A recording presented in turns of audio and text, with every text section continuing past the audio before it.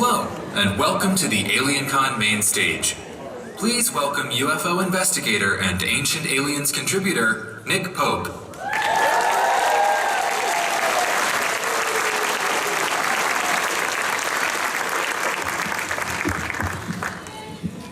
Hello, Dallas, and hello, AlienCon. Are you all having fun? Yeah. Okay, I have an announcement. We are officially sold out, so this event is at capacity. Let's get straight down to this amazing panel, and I'd like you to meet some great colleagues and friends of mine.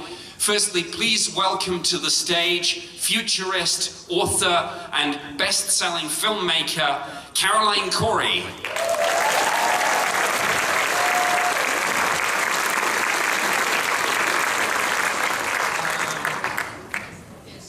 Yes. Please welcome next writer, producer, and director, Sharon Komorn.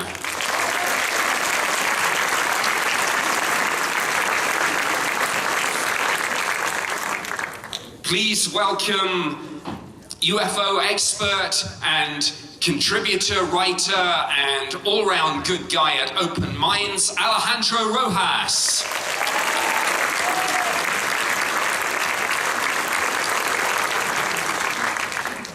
And finally, please welcome to the stage musician, video maker, and mystery hunter, Daniel Jones.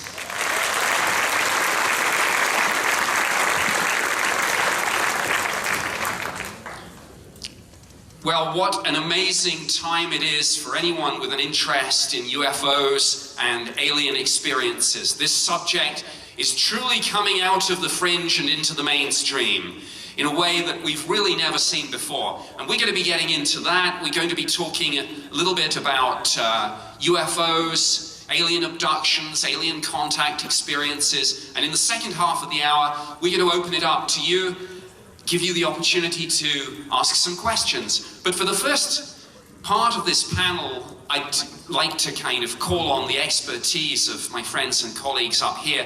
And I'd like to just kick off by asking each of them in turn to say a little bit about their background, what they're currently working on, and what at the moment most excites them about this subject. So first, Caroline. Hi everyone, thanks for coming. So for me, the encounter started when I was 5 years old. I just suddenly saw a group of beings. They weren't aliens. Or, by the way, we should probably define what alien is. To me, it's anything that's non-human, because my first encounter was with these light beings, and we started communicating telepathically. I realized that I could see them, hear them, sense them, and understand everything they were saying. I could see where they came from.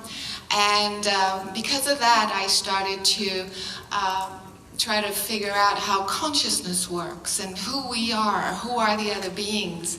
So for the past 20 years, I worked in the field of consciousness, and I worked with many individuals around the world, trying to understand how the interaction can happen, the contact experience can happen. Since that time, and throughout my life, I've encountered many different types of beings, from Pleiadians to Sirius B type beings, Arcturians, and because of that, I've been able to help many people figure out what their connection is and how their encounter experience actually happens, and especially why. So that's been my main work. I've also been making films about this subject. So I think there's just so much more to try to understand in this field. Thanks. Thank you.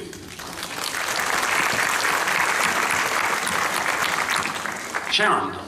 Thank you, Nick. I started filming people's interviews who had been experiencing contact, sightings of UFOs, and alien abductions. And this started about a decade ago. I found myself at MUFON meetings, Mutual UFO Network meetings here in the DFW area. Since then, I've become the assistant coordinator for MUFON for Dallas-Fort Worth. And MUFON's mission is the scientific study of UFOs for the benefit of mankind. They're in 43 countries, 4,000 members globally, and they review cases anywhere from 500 to 1,000 per month. So they are collecting data on this phenomena, and if you have an experience, it would be to your benefit and to MUFON's and the general public's benefit to have these experiences recorded and reported. So I encourage everyone here who does have an experience to please go to MUFON.com and report your experience, and it helps develop data about what is going on generally. I have had 2 levels of development personally with this. One, I have come to be regressed and understand some of my own experiences, very much like Carolyn's with the light beings, and keep exploring my own consciousness with these beings also as I develop. And I have a feeling many people out here are developing too. There was wonderful Dr. John Mack, and he gave us 4 levels of understanding our experiences and interacting with the beings who are abducting us, are coming and having contact with us. And we can go from feelings of rape and violation all the way to having ecstatic, God-like consciousness. So there are varying levels, and we may be experiencing those levels ourselves personally. And the other area that excites me is, why are we so special that millions of Americans, at least from what we've done surveys, why are we so special that someone from somewhere else wants our sperm, our fetuses, our DNA? So looking at how that aspect of these abductions are happening has become a very big area of study for me. Thank you.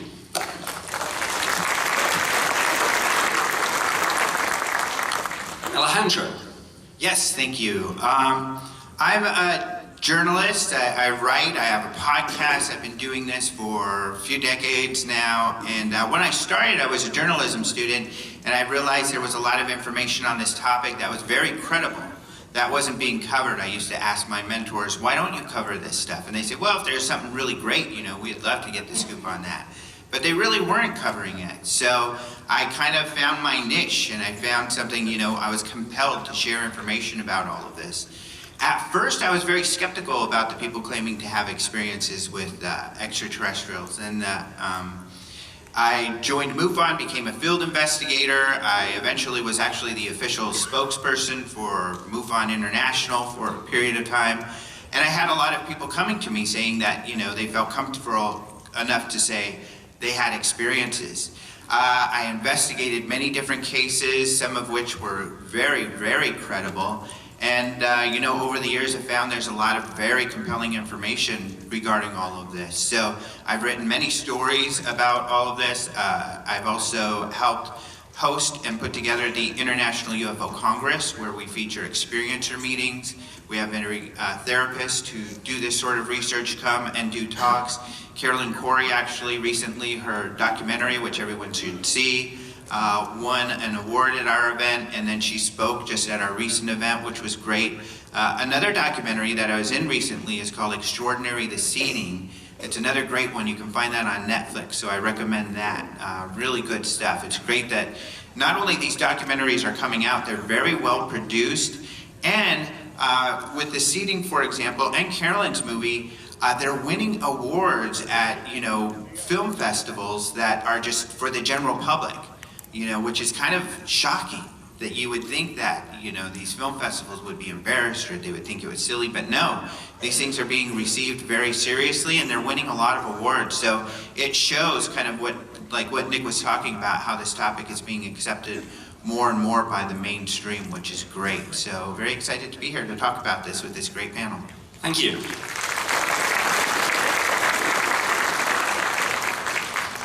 Daniel.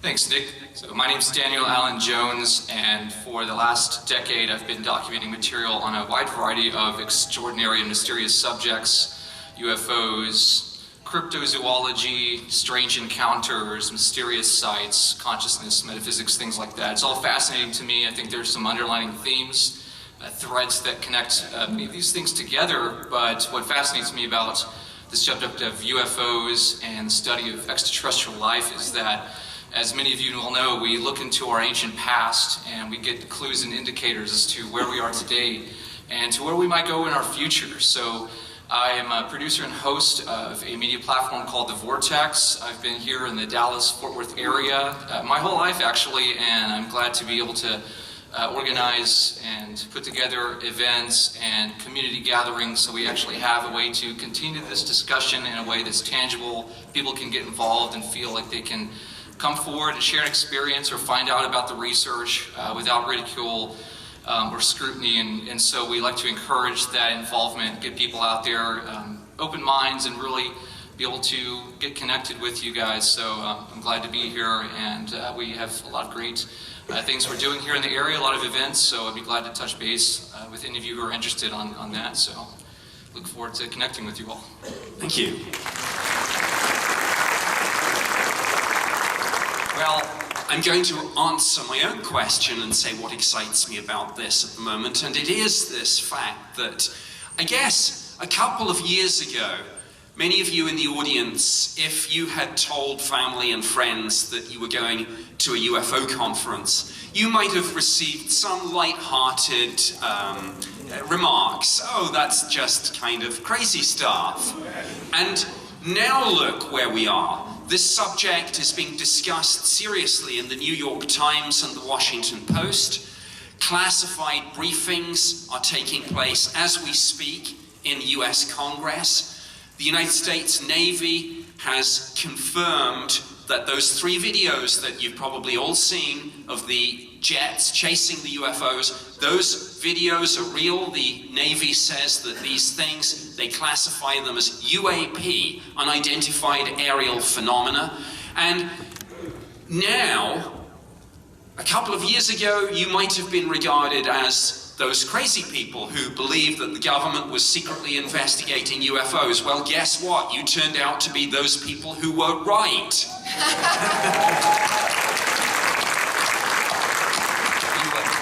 You were right all along. And increasingly, although obviously, anyone watch a little TV show you might have heard of called Ancient Aliens?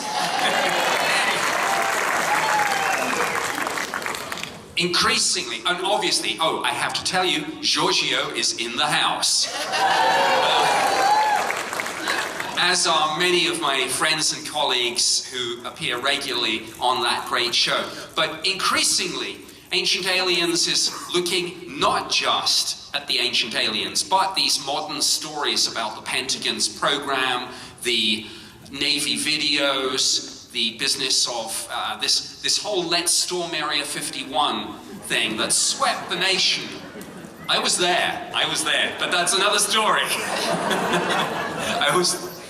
Okay, all I can tell you is that there are some absolutely fabulous episodes of Ancient Aliens coming up in this new season. So,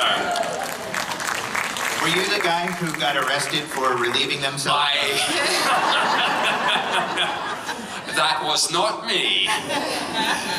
Okay, so at the heart, despite everything going on with the military and the government, and of course, I used to work for the government myself, but I'm an okay guy, really.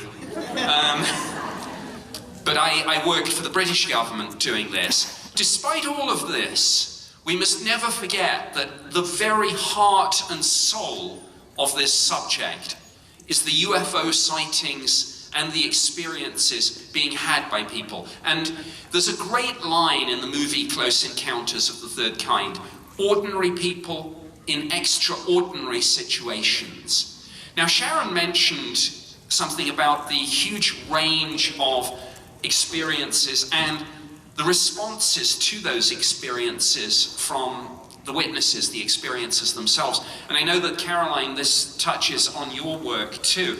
How do you find that people react to this? And how do you, as an expert and really a therapist and a communicator on this, how do you help people through with these experiences? Yeah, I mean, to me, it goes way beyond just UFO sightings, because the encounters are happening sometimes as a subliminal, like through your subconscious mind. You come in contact with other beings interdimensionally. They don't have to be aliens showing up in your bedrooms. And so the types of encounters go from dreams, lucid dreams, to suddenly having some sort of download, like you received information, but you don't know how, you don't know what that means quite yet, to having certain vivid memories. And of course, I've also worked with individuals who've had actual abduction experiences. So it's a big range. And so to me, the encounter experience is all of this. It's not just a UFO sighting and hoping to have a being just materialize in your bedroom. And I think it's very important. That's why my area of expertise is consciousness and regression and tapping into the subconscious mind, because it includes all of it. And to me also, I realized that part of these experiences, or anyway, to me is most of it, is because we are meant to perhaps remember and consciously reconnect with our cosmic lineage. The reason why we're being contacted or receiving messages from other beings is because these messages have something to do with who we are in this body today. And we're here to kind of understand the bigger story. What is my purpose? Why am I here? Why is this being contacting me? Why am I speaking to a being from Sirius B and my neighbor speaking to a being from the Pleiades? It is because it has to do with our purpose and what we are here to do with this information. So that's why, to me, the encounter covers this entire range. We shouldn't dismiss that, oh, I just had this vivid dream, but it's not as powerful as, somebody else who had this abduction experience and saw an alien materialize in front of them. It is all extremely important, and that's why I work, through regression and group regressions as well, to try to help you figure out what this encounter is really about and what you're supposed to be doing with it moving forward. Thank you. One of the great heroes of this subject, and you mentioned, Sharon, was Dr. John Mack, and sadly no longer with us. At a time when people who claim to have abduction experiences were often marginalized and ridiculed, Dr. John Mack spoke up and was a real champion for these people. And I think you mentioned that your film was homage to Dr. Mack. Could you say a little bit about him and his legacy? Well, Dr. Mack, and I hope everyone here at least knows about his seminal work, his book, Abduction. And he was a Harvard professor. He was head of the Harvard School of Psychiatry and the Harvard Psychiatric Clinic. And he received a lot of trouble from his colleagues. They called him on the carpet over his advocacy for abductees. In his lifetime, he regressed or gave hypnosis to over 200 abductees. And in his book, he wrote about 13 cases. And these cases, he builds a case with those cases. And there was one fellow, Peter, that he mentions. He had Peter undergo a series of psychological tests by another psychiatrist. And it had the Rorschach, it had an IQ test, it had all these other personality tests to prove that Peter did not have a psychosis. Peter did not have a psychosis. Peter was about as normal as a fellow as you could find. And Peter had phenomenal experiences with his abductions. So Dr. John Mack gave the most credible scientific basis to his studies that we've had, along with, we've got wonderful David Jacobs and Bud Hopkins and Don Donderi now. We've got the MUFON Experiencer Research Team with Kathleen Martin. So we have a lot of good therapists and scientists giving a basis to these alien abduction experiences so that they're not considered just pie in the sky, lucid dreams. And I find that very supportive and helpful for all of us. Great. Now, we are in, obviously, the great state of Texas. I would be remiss not to mention the fact that Texas was the site of a UFO incident, some say a crash, at Aurora. And Daniel, I think you have done some work with the late Jim Mars on that. Can you say a little bit about that for those people that might not be aware of this? That's right. Yeah, I was fortunate enough to work with Jim closely over the last several years, and he took me to Aurora. We lived close in the area. It's within an hour from here, for those of you who are around and have some time throughout the weekend. It's a really interesting place, but he showed me years ago, took me to the alleged crash and then grave sites. And this is something that predates modern aviation. This is an interesting aspect to the UFO case that touches back into the pre-modern world in a way that there shouldn't have been anything in the sky. But in 1897, at the culmination of what is known as the Great Airship Mystery, much of which we can see here in Texas, there was something that crashed over in Aurora. And because of the calamity, enough of the people came out to see debris just scattered everywhere for probably miles. And then in the local newspaper here, the Dallas Morning Herald, it says that there was the remains of a body which was badly disfigured, but enough was gathered to determine that it was not an inhabitant of this world. And so it was therefore collected, put into a small child-sized grave, and taken down, put into the local cemetery, and given a formal Christian burial, which you can go today and see the historical marker, which says all of this. I don't think there's any other historical marker like that probably in the world. So I think it's kind of an incredible case. Whether you believe it's an alien or not, the city now is really embracing the theme, and so they have a whole stylized logo with a spaceship. It's the story of the ship that crashed into the windmill, blew up. They put the metal into a well and took the alien into the grave down the road in the cemetery. So it's a fun case, but it's something that now is 122 years old. And we actually have a few crash cases here in Texas that are similar to Roswell. But this, mind you, dates 50 years before Roswell. So I would jokingly say that they came back 50 years later to try to recover their relative, but that didn't turn out well for them either.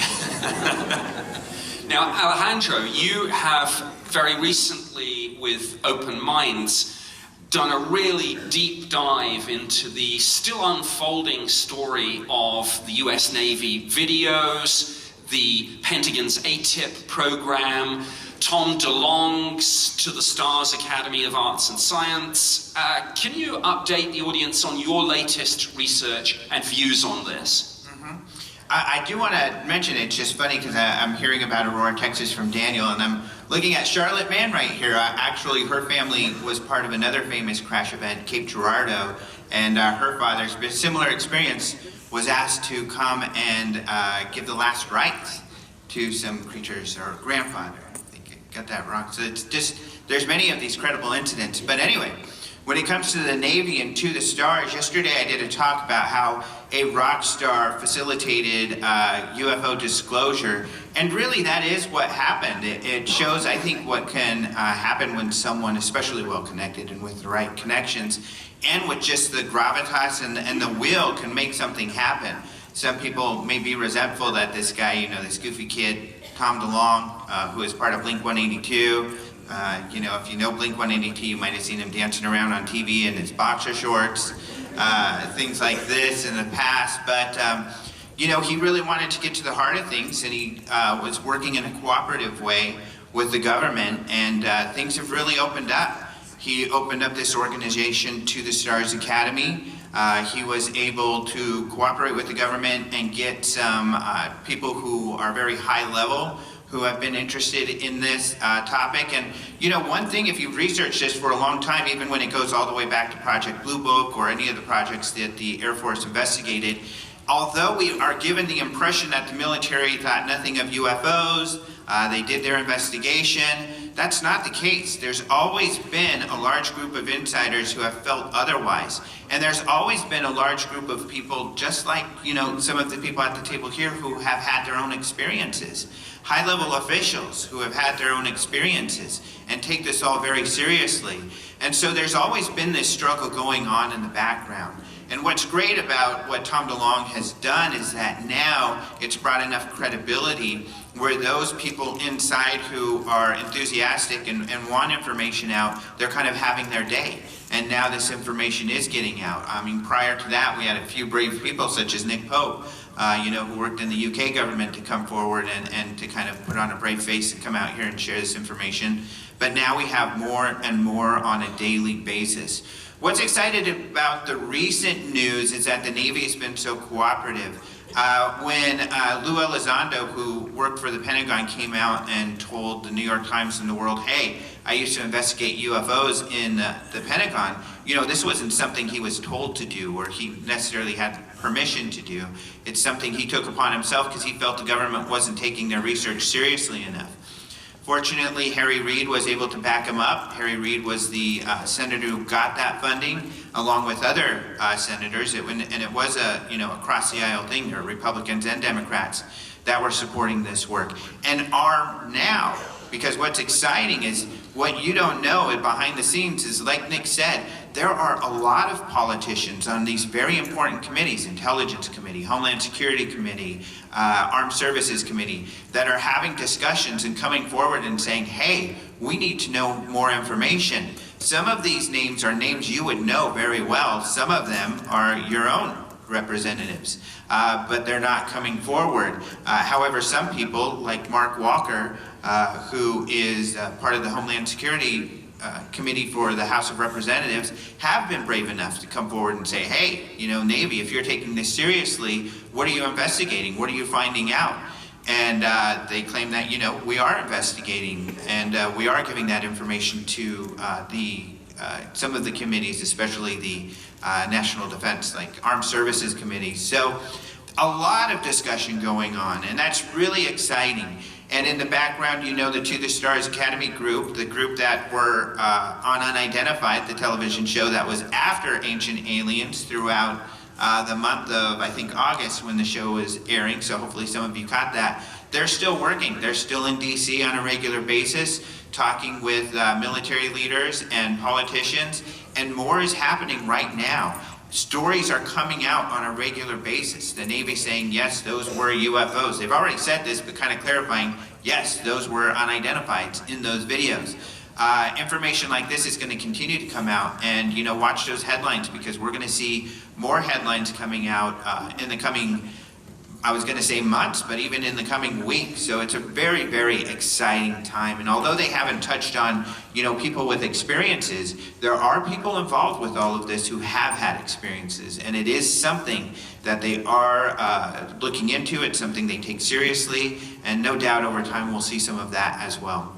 Sure, and it's interesting, if you look carefully at Harry Reid's 2009 letter to the Deputy Defense Secretary, there's a throwaway line in that letter where he's talking about the Pentagon's ATIP program, and he says that one of the things that they did was to investigate the physiological effects of this on the human witnesses. And that, my understanding is that that has involved things like blood samples and DNA samples from UFO close encounter witnesses and perhaps even abductees. And another interesting aspect of this story, which came up again just the other day, is the so-called meta-materials. These strange materials that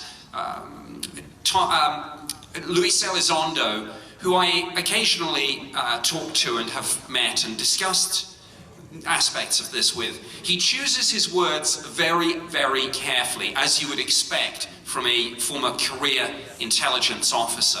But he said on his most recent interview on Tucker Carlson Tonight that the metamaterial samples that the To the Stars Academy have in their possession come from two different sources. He said some have been obtained from the public, but he chose his words carefully, and he said others have governmental source. They have a governmental source. So does this mean, as some have speculated, that this is indeed debris, wreckage from Roswell or perhaps Aurora? I don't know, but I think we are in, as Alejandro said, a fascinating period of time, and this story is going to run and run.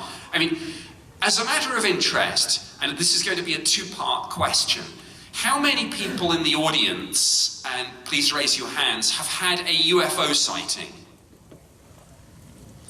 Okay. It's quite difficult for us to see, actually, because of the lights, but I saw quite a lot of hands there. And how many people have had what you might categorize as either an alien abduction or an alien contact experience? Or missing time, or something weird like that in the time-space. Or strange marks on your body that suddenly appear. I can see a lot of hands. I can see a lot of hands. That's really interesting. Now look, we're in the second half of this panel now, and I don't know whether the backstage staff have a roving microphone somewhere, but we all, oh yeah, there is one up there. If anyone has any questions for any members of the panel, would you perhaps line up at the microphone? I would say two things. Firstly, apologies in advance. We are unlikely to be able to get through everyone. And secondly, with that in mind, please keep your questions as short and focused as possible. Even if you have fascinating lifetime experiences, try please to keep it to a short question. And if you don't mind, I just want to say one more thing. Everything that we're saying right now points to the fact, because people ask about disclosure. I mean, that's the reason why Alejandro and Nick were all talking about the latest events on a government level. Everything that we're finding, for me, like Alejandro was saying, the film being accepted in mainstream festivals. We have mainstream news folks coming and covering our events. So all this to say that you guys are also part of the disclosure when you start to talk about your experiences. I remember a while back I was terrified to be saying, oh, I just saw this guy materialize in my bedroom, and we had a telepathic communication.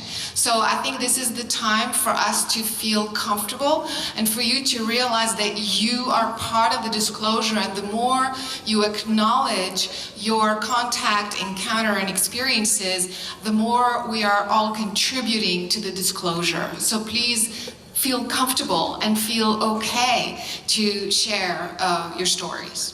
Thank you. First question. Hi, my name is Jada, and I'm a social scientist from St. Louis, Missouri. I'm going to make my question as quick as possible, but it's very thorough, so please bear with me.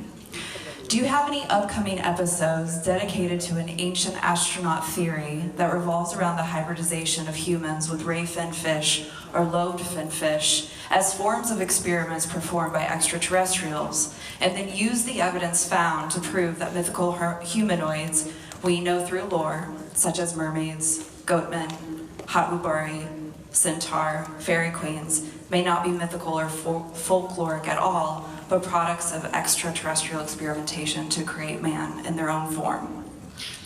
I don't know the answer to that question. If any of the other panelists do, I will pass that to the producers. I know that obviously there is a lot of work that has tried to draw parallels between folklore and the modern UFO and alien abduction mysteries. But I don't know whether there is an episode specifically focused on that. Does anyone else have anything on that?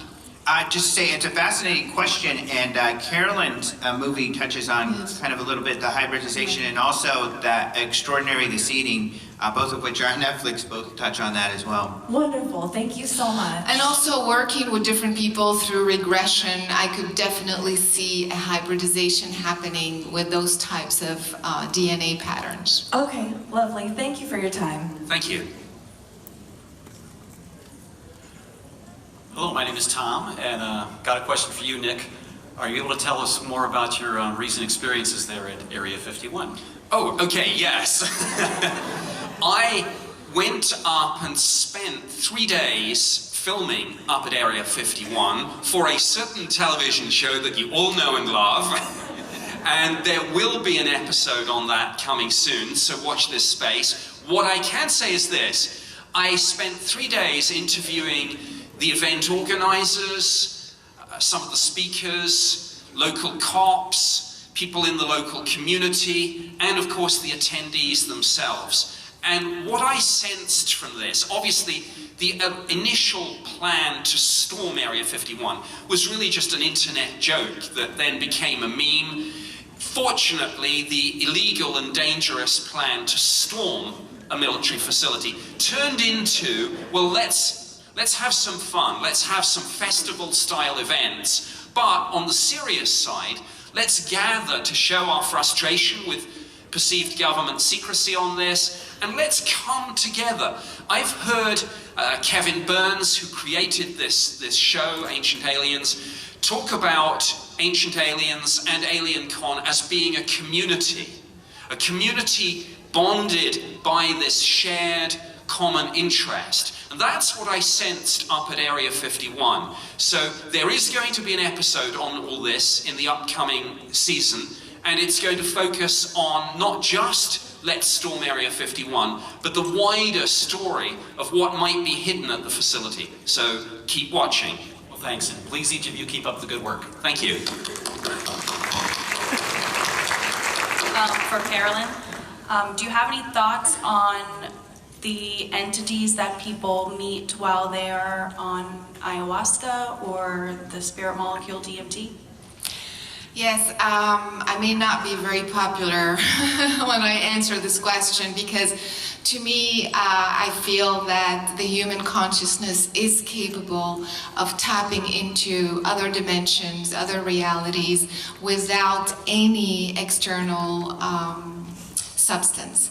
I know, so for those who believe also that this is a natural substance and it's okay, maybe, but to me, I feel, and also working with these individuals, I can see that the experience could be very interesting. It's mostly releasing subconscious blocks, then really tapping into higher realities, and maybe that's okay for some people, but it still somehow feels a little bit orchestrated, a little bit non-organic. So that's the reason why I highly encourage you to really, there is a protocol, there's very specific tools that you can practice. It's like anything, it's like muscle training. You have to train your consciousness and your brain to behave the way you want it to behave. Nobody teaches this in school, so we grow up, by the time we're adults, we have no idea how things happen to us. We don't know how to consciously make our consciousness, our physical brain, tap into the reality we're asking about. have retrieve specific memories, release certain subconscious trauma. And so because of that, I really want to say honestly that I feel these experiences may be good for just some subconscious release, but not really to tap into these other realities and understand more the bigger picture. Okay, thank you. Hi, my name is David. What I want to say is I'm aware there are quite a few individuals in this auditorium who have experienced the abduction phenomenon. So what I want to say is if you experience this on this event on a frequent basis, perhaps consider setting up a surveillance camera or a trail cam in your room, because if you manage to capture something, it'll be epic. Yeah. Sharon. Yeah. I would like to say that MUFON has field investigators who go out. They have a huge manual that they study. Okay. Lots of information on how to study many different things, including the alien abduction phenomenon. And there are even recommendations in that manual for the field investigator with the abductee to suggest certain types of film to use, okay, certain types of settings. There are many recommendations. And then MUFON does collect this information, and there are contracts about the chain of custody for this. So they've been doing this for quite a while. And tomorrow we have a panel, and it is with experiencers at 3:40. And we have Jane Nelms, who is one of the experiencers, and she has photos. She's going to show us using some of those techniques, using a fast camera film and a flashlight at night, and she was able to capture some beings who were coming through a wall at a neighbor's house. She and the neighbors had both been going through abduction experiences. And one of them had put a hand up on a glass pane. Yeah, I saw that one. And so she took photos of that. And it looks kind of like a skeleton in a way, or kind of a jumble of skeletons. But it's interesting that she followed the protocols for trying to capture images. And so there are protocols in place for that. And you might check with a MUFON field investigator to get more information about how to do that. Thank you. Okay. And another quick Yes. thing too, you know, just like, you know how sometimes people say, I don't remember my dreams, and they ask me, how come I don't remember? You just have to also intend, you know, you have a lot of power before you go to sleep to have a conscious experience, or at least to remember, or at least to capture something. Yeah. And just trust, and more importantly, ask to stay safe and protected. And then go to sleep. You'll be amazed how something that simple can work. Thanks. And I should just name check the physicist Michio Kaku, who I was actually at a conference with in Barcelona 3 weeks ago. And he made a little light-hearted comment about the search for smoking gun proof of this. And he said his challenge to abductees is next time you're on the ship, try to steal something. But now, I should say that he is not he was not being an aggressive skeptic trying to ridicule this. He is genuinely enthralled by these US Navy videos, by the way. And he said in Barcelona, and these comments were picked up by the mainstream media, that it's almost as if the burden of proof has now been reversed. And with what we now know about this phenomenon, it's almost now up to the government to prove it's not alien. So, well, the proof, the search for a smoking gun proof goes on. But thank you for that. Thank you. Thanks. Next question, please. My name is Fred. I've watched most, if not all, the Ancient Alien episodes. I appreciate the work you folks are doing. My question for the panel is, in your opinion, where does God, with a capital G, fit into the UFO equation? Big question. Daniel, do you want to chime in on that? No pressure. No pressure. So I think about it in a scalar form. a lot of different, well, let's say, for instance, you look at all the pantheons throughout history and mythology, they all have usually about 12 different iconic figures, and then usually one which kind of encompasses all of them as a totality, signifying sort of the overall unity of everything their civilization symbolizes. If you take that into consideration with what we're doing now with modern UFO cases, I think that what we're understanding is something similar to seeing how technology now presented to someone that we deem more primitive would seem as magic. So if we continue in that fashion and say, okay, if we have things that are breaking laws of physics or seeming to defy them, that might seem godlike. And I think that the more we look into this science, that's sort of mysterious to us, we'll find that there are things that we're still very much unaware of in the universe, and that we continue to expand our knowledge and understanding in a way that gets us closer, not just with this idea of an external source of this, supreme being, but with each other. And I think through that totality, through our connectedness, our collective consciousness, we reach further into ourselves and then, further outward as well. And so to me, I think that God with a big G in relation to the UFO phenomenon is an interesting aspect, simply because it relates more, I think, about consciousness than it does an external figure. And if it does relate to a figure, then I don't put a big G on that, so.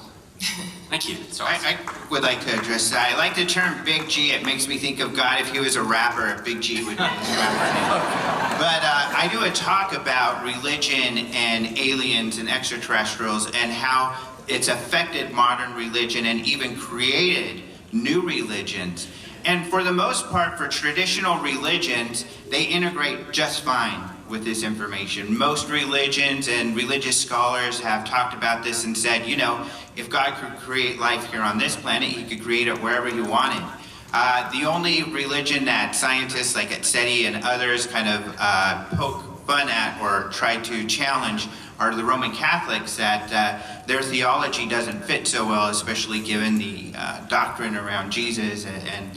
However, the church has really tackled that.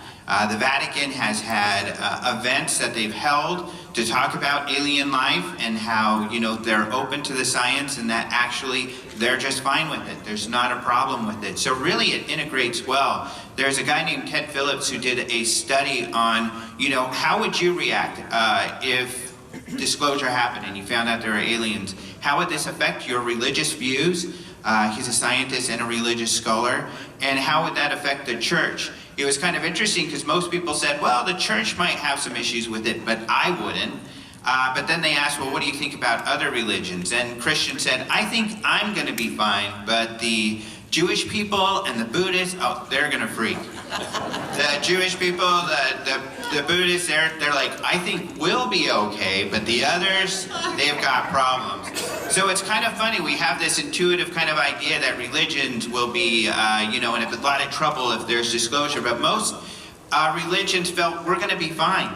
They just felt, the others were going to, and then the non-believers were the worst. They were like, oh my gosh, religions are in big trouble when this all comes out. So I think mostly it fits well, just fine with people's current belief systems. In May 2008, the then director of the Vatican's observatory said there is no doctrinal problem with the existence of extraterrestrial life. And the reason for that, he said, was that because humans may place no creative limits upon God. So that was the view from the Catholic Church. And they said they would baptize an alien if they had the opportunity. I'd like to chime in just a little bit here.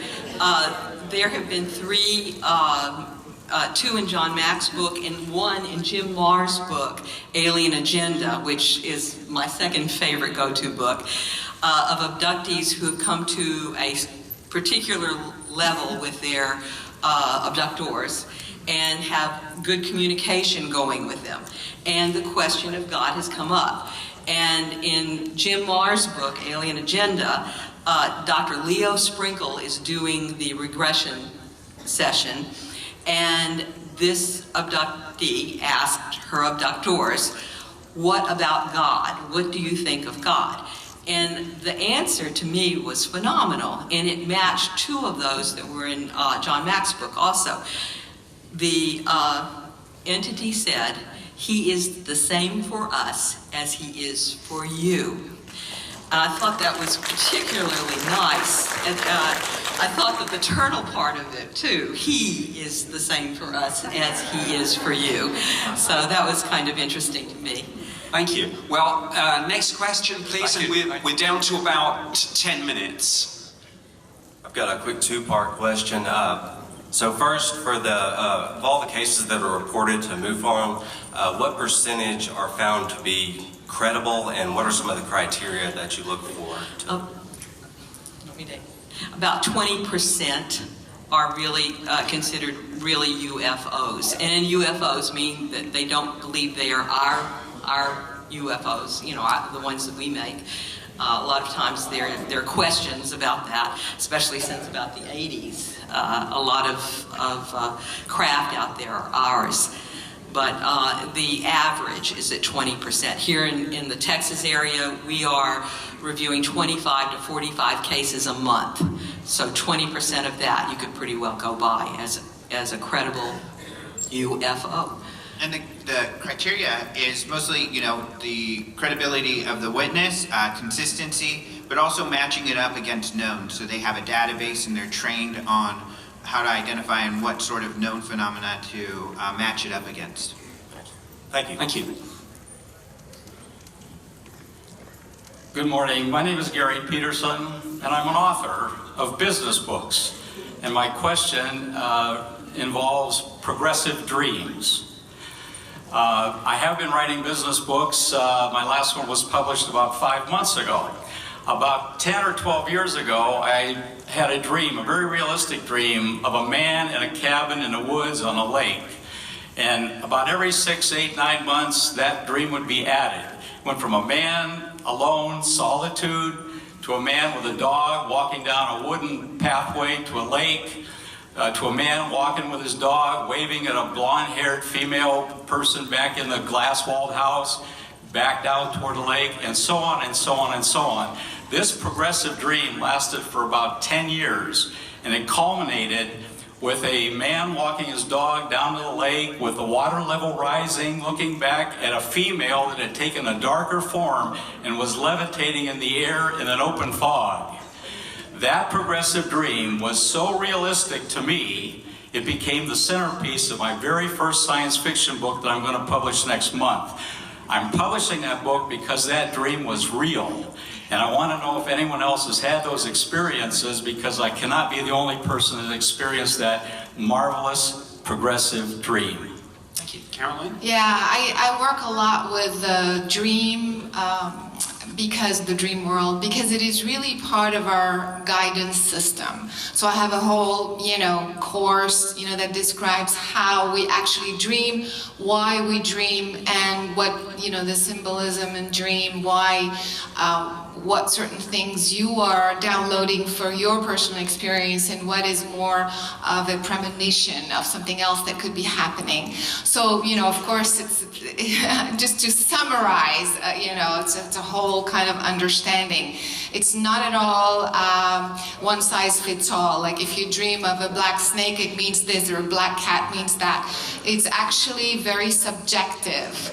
So because it is part of your guidance system, you have to really ask the question, what does each element within the dream symbolize to you? How do you feel when you are coming in contact with one of the items, one of the elements within the dream? So there's a whole kind of protocol, a whole kind of way to try to decipher the content of your dream. Each stage of the dream, then? Each stage of the dream? Yes, exactly. And so also a lot of the times we don't know how to consciously, I was saying this earlier, We don't know how to consciously say, okay, I want to download some extraordinary formula that will, bring free energy for the whole planet. We all want to do that, right? But then our conscious mind, there's all kinds of subconscious things that pop up, fear, confusion, all kinds of stuff. So because of that, we use dreams as the kind of in-between world to download things that we need in real life. And, it's kind of safe because it's like a dream. But you know very well that it's part of your consciousness, and that's why it feels real, because it is real. Very great. Thank you. We're right down on the clock. Can we take one last question, I'm afraid? So this will have to be the final one, and then we'll just make some brief wrap-up remarks. Have you, this is a question for Nick Pope. Have you ever had an alien, encounter?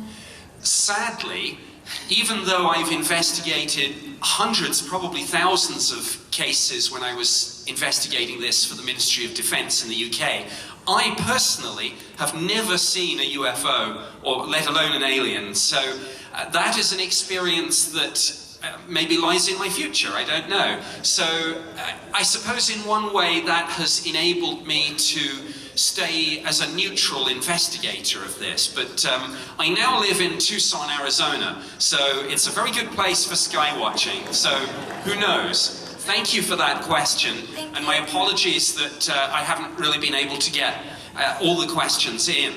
With the last 5 minutes, I just want to wrap up and ask each of the panelists for their final thoughts, along with anything about any other panels and events that they're doing. Alejandro. As far as panel and events, I'll be judging the costume contest, so anybody who is going to be part of that and has a few extra dollars and want to hedge their bets, I'm kidding. But I do have one more talk tomorrow on astronomers and UFOs. I talk a lot about Seth Shostak from SETI and how he inspired this, not by necessarily his talks, but what he is blind to, I think. And one of the questions where he asked, well, astronomers don't see UFOs. Yes, they do. In fact, astronomers have extraterrestrial experiences. There are astronomers who have felt that they've had their own ET experiences. And I guess on that point, my final note would be, there are a lot of very, very credible people, government officials, lawyers, otherwise.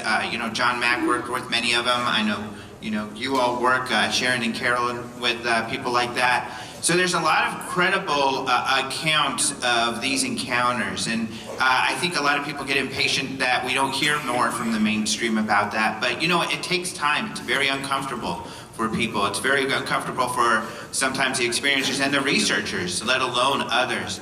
But I think we're moving very quickly, not towards just UFOs being out there, because we all kind of are like, duh. But, I think more and more we're going to get to hear more about some of this investigation. And one other metamaterial out there of interest is, I personally feel that these potential alien implants have not really been scientifically investigated thoroughly, but I think that is in the process as well, and I think we'll see some more that way as well. So lots of exciting stuff in store in the near future. Thank you.